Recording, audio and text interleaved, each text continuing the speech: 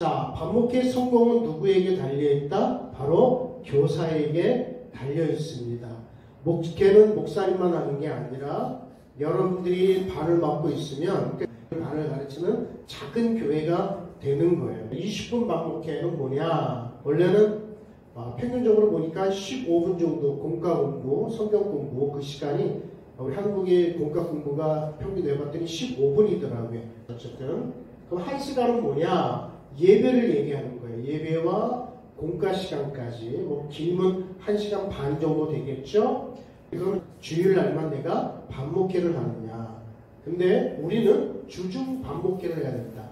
목회는 주중 목회가 되어야 되지 주일날만 분박 공부할 때만 예배할 때만 목회를 하는 것은 아니다. 반목회를 위한 교사의 원칙. 첫째, 만남을 소중히 하는 교사.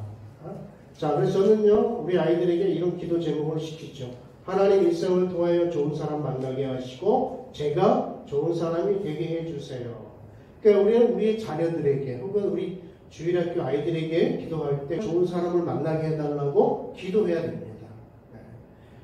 여러분, 연초가 되면 새 학기가 시작이 되죠? 그죠? 그러면 새로운 선생님을 만나게 되고, 새로운 친구를 만나게 돼요. 그럼 어떤 선생님을 만나야 됩니까?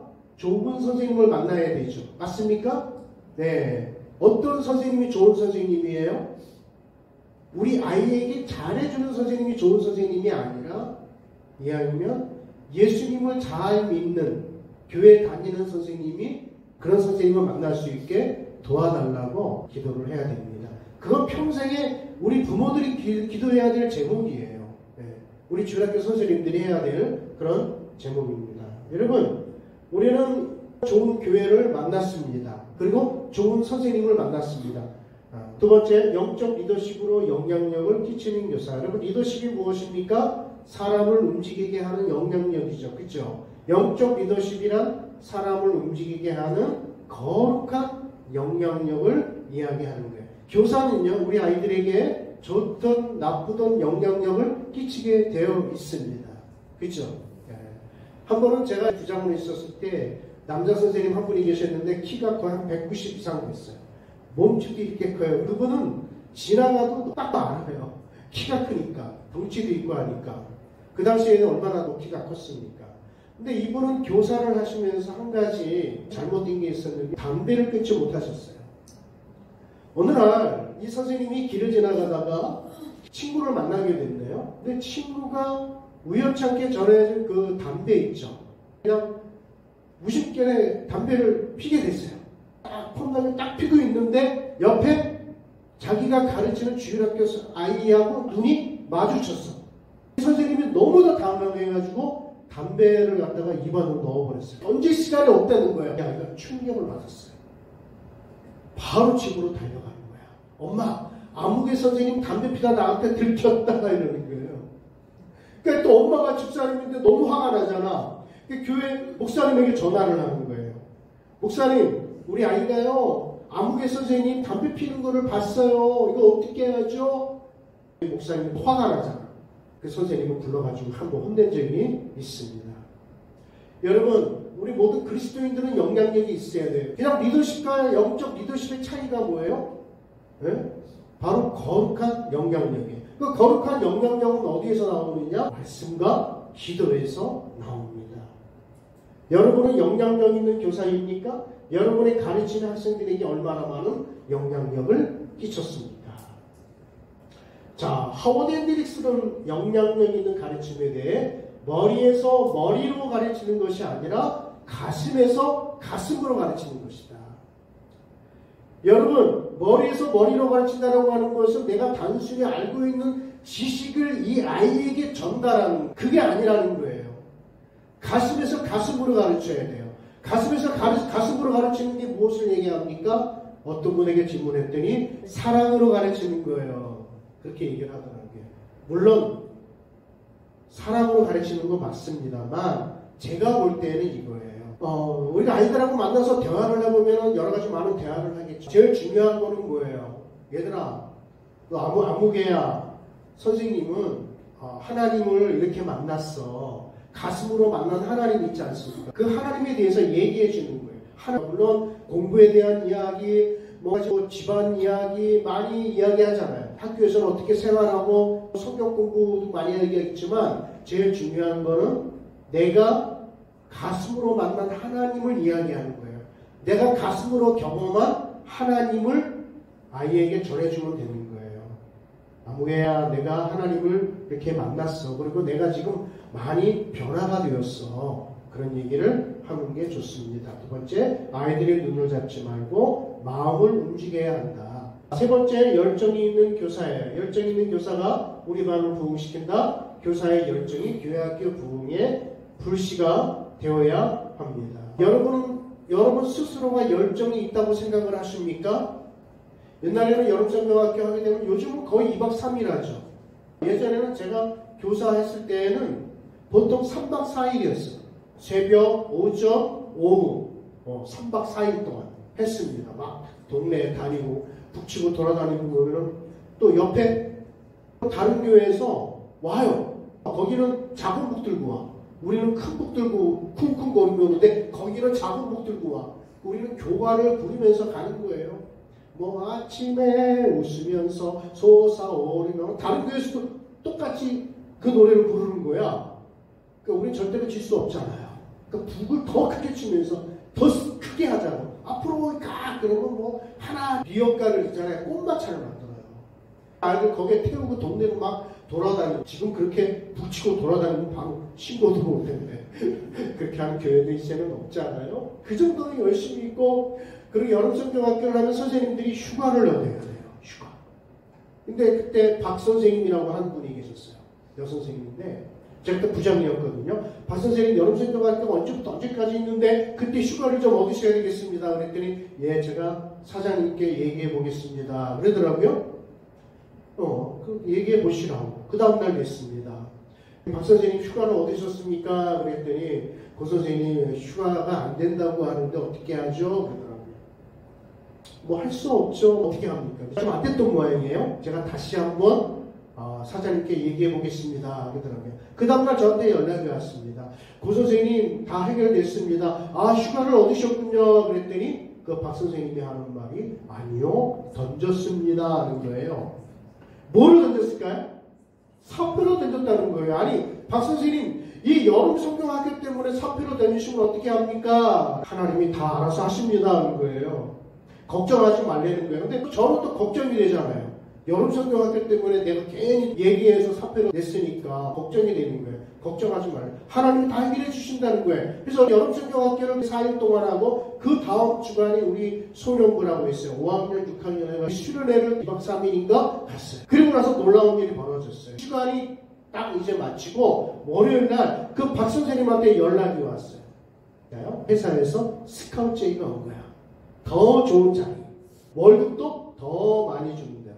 박 선생님은 이렇게 기도하지 않았어요. 하나님, 제가 여름성경학교를 위해서 이렇게 사표로 던졌으니까 하나님이 해결해 주십시오. 이렇게 얘기하지 않았어요. 그냥 단지 내가 우리 아이들을 사랑하니까 그냥 다른 데 맡길 수가 없다. 내가 꼭 해야 되겠다. 그런 마음을 갖고 어린이를 사랑하는 마음에서 몰라요. 뒷일은 하나님께 맡기고 사표를 던진 거예요. 저는 그걸 보고 뭘 깨달았냐면 하나님은 정말 살아계시다. 내가 주의 일을 하겠습니다 라고 손을 들면 주님께서 그 마음을 아신 거예요. 내가 너를 위해서 무엇을 해주면 그 박선생님의 마음을 아신 거예요. 그러니까 여러분 주의 일을 할 때 어떨 때는 참 곤란하고 하기 싫을 때도 있고 내키지도 않고 그러지만 용기 있게 주님 제가 하겠습니다 라고 손 들면 그래 내가 너를 위해서 무엇을 해주면 좋겠느냐. 여러분 그 박선생님이 저의 집사람입니다. 할렐루야. 그 정도 믿음이면 된다. 절대 놓치고 싶지 않았어요. 얼마나 열정이 있습니까? 교사의 열정 세 가지가 있어요. 첫째, 가르침에 대한 열정, 배움에 대한 열정, 세 번째, 복음에 대한 열정이 있어야 한다. 여러분은 가르침에 대한 열정이 있습니까? 배움의 열정이 있습니까? 복음의 열정이 있습니까? 열정 있는 사람의 특징이 있어요. 즐겁게 일합니다. 여러분 즐겁죠? 주일학교 사역을 하는 데 있어서 여러분 아이들 생각하니까 즐겁지 않습니까? 두 번째, 기쁘게 일합니다. 세 번째, 보람을 느낍니다. 교사하면서 여러분 얼마나 많은 보람을 느끼십니까? 뜨거운 열정보다 중요한 것은 지속적인 열정이다. 그냥 반짝 뜨거운 게 아니라 여러분 계속 뜨거워야 돼요. 지속적인 열정이 있어야 됩니다. 네 번째, 다양한 신방을 통해서 다음 세대를 양육해야 된다. 여러분 우리가 코로나19 때 많은 사역자들이 문고리 신방이라든지 택배 신방, 드라이브 스루 신방이라든지 이런 신방들을 많이 했어요. 왜? 아이들을 만나지를 못하니까. 대박이 뭐냐 하면 택배 신방이 대박이에요. 여러분 택배 신방 해보셨습니까? 코로나. 근데 그런 신방을 했으면 한 달에 한 번 정도라도 하면은 좋아요. 거기에 간식거리를 넣어서 미리 사진을 찍어서 아이에게 보내요. 이거 너희 집으로 배달이 될 거야. 그럼 아이들이 궁금해하는 거예요. 너무 좋아하죠. 지금은 거리두기가 해제가 됐잖아요. 예를 들어서 한 달에 한 번 아니면 두 달에 한 번이라도 우리 선생님이 개인적으로라도 간식을 포장을 예쁘게 해서 그 안에 엽서나 편지를 정성스럽게 써서 아이에게 보내면요, 우리 아이들이 감동을 받아요. 여러분, 우리 주일학교 교육은요, 감동이라고 볼 수가 있어요. 어떻게 하면 우리 아이들에게 감동을 줄 수 있을까? 그래서 저는 신방의 종류가 여러 가지가 있지만 그 중에 제일 권해드리고 싶은 것은 편지 신방이에요. 편지 신방. 한 달에 한 번 정도는 직접 선생님이 손편지를 써서 보내는 거예요. 여러분 제일 좋은 게 뭔지 아십니까? 유아 유치부 선생님들이 아이들 글을 못 읽잖아요. 그러면 그거 누가 먼저 읽어요? 부모가 먼저 읽거든요. 그쵸? 그럼 거기에 편지를 잘 써요. 사랑하는 아모개야, 너는 누구를 닮았길래 얼굴 두고 하는 행동을 보니까 엄마 아빠의 모습을 보는 것 같구나. 너를 낳아주신 엄마 아빠에게 너는 고마워해야 돼. 그게 바로 감동이거든요. 아이들 문자 보내잖아요. 문자는요 바로 지울 수 있어도 편지는요 지우지 않습니다. 편지 신방 꼭 한번 해보세요. 그리고 가슴 뛰는 행복한 교사가 되어야 된다. 여러분 한비아 씨 아시죠? 지도 밖으로 행군하라 라고 하는 책을 한번 읽어보면 그 내용 중에 이런 게 내용이 있어요. 지금은 유엔 난민구구에서 일을 하고 있을 거예요. 예전에는 월드비전에서 하는데 저분이 하는 일이 무엇입니까? 재난의 현장에 제일 먼저 도착해서 구호 활동을 하잖아요. 기자들이 질문을 해요. 왜 이렇게 힘들고 어려운 일을 앞장서서 하십니까? 라고 질문할 때 한비아가 뭐라고 얘기를 하죠? 이 일이 내 가슴을 뛰게 하기 때문에 내가 이 일을 합니다. 여러분은 주일학교 아이들을 만날 때 정말 얼마나 가슴 뛰어본 적이 있습니까? 네. 학생을 가슴 뛰게 할 교사 바로 여러분입니다. 말만 들어도 가슴 뛰는 단어 교회학교 교사입니다. 밥 먹기에 있어서 교사의 자기관리. 여러분 교사는요 프로가 되고 전문가가 되려고 하면은 자기관리를 잘해야 됩니다. 성경적인 자기관리라고 했을 때 셀프 디사이플린이라고 얘기합니다. 자기관리는 자기 자신을 훈련시키고 싸우는 거예요. 자기관리가 뭐냐면 교육심리학 용어로 자신의 행동을 관리하고 자신의 행동을 책임지는 것이 바로 자기관리의 핵심입니다.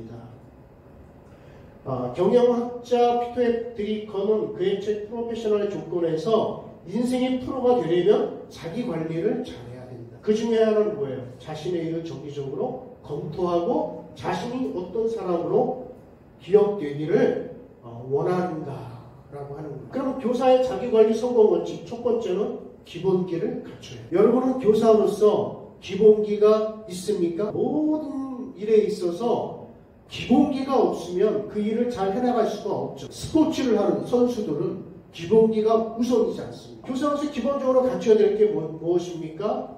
첫째, 구원의 여러분 이거는 뭐 기본적인 거 아니에요. 정말 기본이죠. 두 번째로 신앙의 본이 되어야 되고, 셋째, 학생을 사랑해야 됩니다.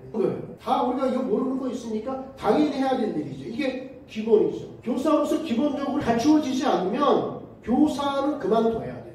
하지 말아야 됩니다. 우리는 아마추어가 아니고 프로가 되라고 얘기했어요. 프로가 되려면 우리는 준비된 사람이 되어야 됩니다. 어떤 준비를 해야 되느냐? 첫째, 배울 준비가 돼요. 여러분은 배울 준비가 되어 있기 때문에 이 자리에 나온 겁니다. 둘째, 가르칠 준비가 되어 있어요. 셋째, 교사는 복음을 전할 준비가 되고요. 넷째, 은혜 받을 준비가 되어 있어야 한다. 자, 이 세 가지. 첫째, 무슨 준비? 배울 준비. 두 번째, 가르칠 준비. 세 번째, 복음을 전할 준비. 세 번째, 네 번째, 은혜 받을 준비가 있어야 됩니다. 그러면 오늘 학생의 부모들이 자기의 자녀들을 교사인 나에게 맡겨도 괜찮은가? 과연 나는 준비된 교사인가? 한번 점검을 해봐야 됩니다. 두 번째, 우리는 아마추어가 아니라 프로가 되어야 했잖아요.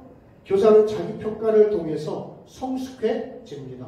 자, 어떤 평가를 하느냐? 이 평가는요, 우리가 예배를 다 마치고 아이들하고 헤어지고 난 다음에 스스로가 이 평가를 해보는 게 좋아요. 첫째, 내가 원하는 목표에 도달했다고 생각하는가? 내가 준비를 했지만 부족한 점이 없었나? 내가 가르칠 때 학생의 반응은 어떠했나? 내가 가르칠 때 주의 집중하지 않는 학생에게는 어떻게 반응했나? 나는 학생 개개인의 눈을 마주치며 웃었는가? 나는 오늘 결석한 학생에게 전화했는가? 여러분, 만약에 아이들 중에 한 명이 결석을 했습니다. 그러면 언제 전화해야 되죠? 집에 가서 전화하면 늦어요. 예배가 다 마친 다음에 바로 전화를 해야 됩니다. 그게 원칙이에요. 왜 그러냐? 혹시 이 애가 교회에 오다가 어떤 사고가 일어날 수도 있잖아요. 그죠? 정말 잘 나오는 애가 예배 시간에 안 나온 거예요. 왜 안 나왔지? 혹시 엄마 아빠랑 놀러 간 건 아닌가? 혹시 아파서 못 나왔는가? 뭐 여러 가지 많은 생각이 있을 거예요. 그죠? 교사들이. 그러면 혹시나 이 아이가 교회에 오다가 어떤 사고라도 날 수가 있으니까 빨리 전화를 해야 됩니다. 반복회 코칭 팁이 있습니다. 첫째, 우리가 반복회를 하는 데 있어서 어떻게 하면 이 아이들을 잘 코칭하느냐. 여러분, 교사는 티칭을 잘해야 돼요. 잘 가르쳐야 됩니다. 그렇죠? 또 우리는 코치의 역할을 잘 해야 돼요. 그 운동 선수들 있지 않습니까? 선수들 보면 감독이 있죠. 그 다음이 누가 있습니까? 코치가 있습니다. 근데 어떤 운동 경기에서 그 팀이 우승을 했어요. 그러면 그 중에 제일 많이 스포트라이트를 받는 사람이 누굴까요? 감독입니까? 코치입니까? 감독이죠. 감독이 기자회견을 합니다. 코치는 어떻게 보면 뒤에서 그냥 알게 모르게 이 선수들의 모든 장점과 단점을 그 누구보다도 잘 아는 사람이 누구냐 하면 바로 코치예요. 그래서 코치의 역할이 굉장히 중요합니다. 그래서 우리는 해야 될 코칭도 잘 해야. 첫째가 안아주거나 손을 잡아주거나 유아 유치.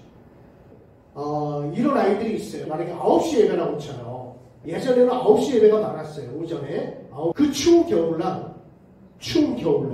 8시 옵니다. 그 추운 겨울날 8시에 문이 잠겨져 있잖아요. 아무도 없을 때가 아이는 떨면서 기다리는 거예요. 그 선생님이 조금 늦었어요. 그 선생님이 그 아이에게 뭐라고 얘기를 하냐면, 얘야, 뭐 이렇게 일찍 오냐고.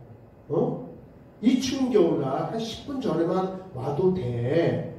그렇게 얘기하면 돼요? 안 돼요? 안 돼요. 여러분, 성도들이 1시간 전에 오시는 분 계세요? 안 계세요? 그리고 성도들이 앉는 자리가 있죠. 내가 앉는 자리가 거의 정해져 있단 말이에요. 그런데 목사님이 왜 이렇게 일찍 오시냐고. 한 10분 전에만 오세요. 이렇게 하시는 분 계세요? 안 계세요? 없습니다. 일찍 오시면 너무 좋죠. 오셔서 기도로 준비해요. 그 아이가 왜 1시간 전에 왔을까요? 그 아이는 교회가 너무너무 가고 싶은 거야. 빨리 가서 선생님 만나야 되고 선생님 만나는 게 너무너무 좋은 거예요. 그래서 일찍 왔는데 10분 전에 와라 그렇게 얘기하시면 안 돼요. 그러니까 우리 선생님들은요, 우리 반 아이들이 대략 몇 시쯤에 온다는 거 여러분 알고 계시죠? 만약에 우리 반 아이들이 1시간 전에 오는 아이가 있다 그러면 그 아이보다 먼저 와 있어야 되죠. 그래서 아무개 왔니? 하고 그 아이를 아이가 먼저 와서 선생님 오셨어요 그러면 안 된다니까요. 오면은 어떻게 해야 돼요? 안아주거나 손을 잡아준다. 근데 조심해야 될 부분이 있어요. 유아 유치부에게는 괜찮은데 우리 유년부도 1, 2학년 정도는 괜찮은데 큰 아이들에게 안아주고 그러면 어떤 애들 변태 막 이래요. 네. 그런 아이들이 있어요. 그러니까 굉장히 좀 조심해야 될 부분입니다. 두 번째, 사랑한다고 말하라. 이것도 마찬가지예요. 선생님이 너를 너무너무 사랑해. 추운 날 와서 너무너무 고마워. 아이들이 교회에서 떠들치던죠. 일단은 교회 온 것만 해도 감사해.